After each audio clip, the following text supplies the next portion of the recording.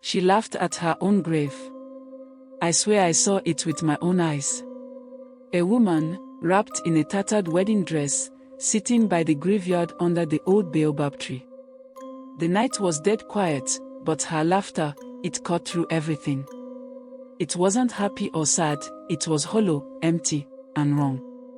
This story isn't something I tell often because most people don't believe me. But the ones who do, they don't sleep so well after. Her name was Adanna'S. Everyone in our village knew her. She was the kind of person whose presence lit up the room, with a beauty so striking that even old women paused to admire her. But her heart was what really set her apart. She was kind, too kind, maybe. Okeke was her childhood sweetheart. He wasn't perfect, but everyone could see how much he loved her, or so we thought. They were the couple everyone looked up to, the ones we were sure would grow old together. When their wedding was announced, the whole village celebrated like it was a festival. Okeke's family spared no expense. Goats were slaughtered, yams were piled high, and the palm wine flowed endlessly. Women sang from dawn till dusk, and the men joked about how Okeke was finally settling down. But the night before the wedding, I saw something I wasn't supposed to see. I had gone to the stream to fetch water late. The moon was full, and the path was bright enough to walk without a lantern. That's when I heard voices, soft whispers and muffled laughter. Curious, I stepped closer, hiding behind a tree. There, by the stream, I saw Okeke. He wasn't alone. He was with Ifeanyi, Adanna'S closest friend. She was the one who had helped Adanna plan every detail of the wedding. Okeke had his arms around her, and they were laughing like they didn't have a care in the world. My heart sank. I wanted to scream, to run, but my body froze. Then my foot slipped, and my bucket fell into the stream with a loud splash. They turned, their faces startled. Okeke's expression quickly darkened as he walked toward me. "You didn't see anything," he said, his voice low and sharp. Ifeanyi just smirked, adjusting her wrapper like she wasn't ashamed of what they were doing. I ran home and locked my door, my heart pounding. I couldn't sleep that night. Should I tell Adanna? What if she didn't believe me? What if it ruined her big day? The wedding went on the next day. Adanna looked radiant, her smile wide and genuine. But I couldn't shake the memory of what I'd seen.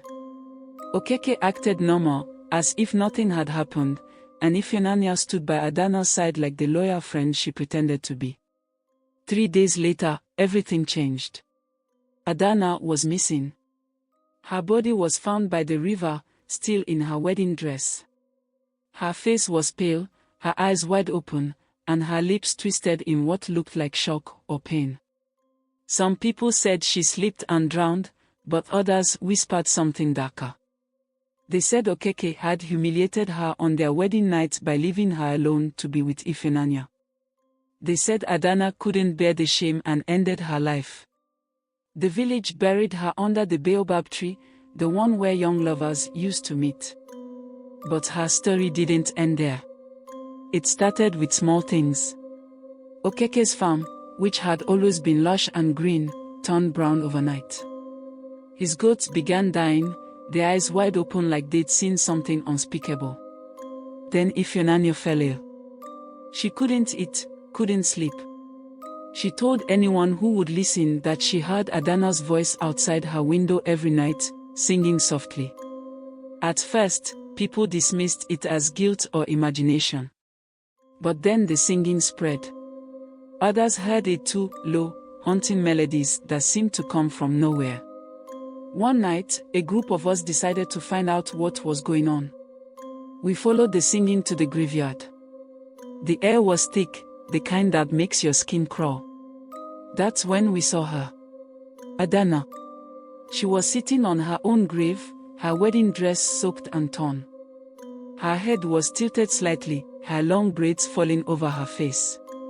In her hands, she held something small and shiny, Okeke's wedding ring. She was laughing softly, her gaze fixed on the direction of Ifeanyi's house. We ran, our legs barely carrying us fast enough.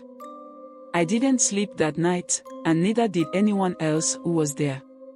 By morning, the news had spread. Ifunanya was gone. Her parents searched everywhere, but no one ever found her body. Okeke left the village a week later. He didn't say goodbye to anyone, just packed up and disappeared. The baobab tree still stands, and so does Adanna'S grave. No one goes near it anymore, especially on full moon nights. They say if you listen closely, you can still hear her laughter. And I believe it. Because last night, I heard it again.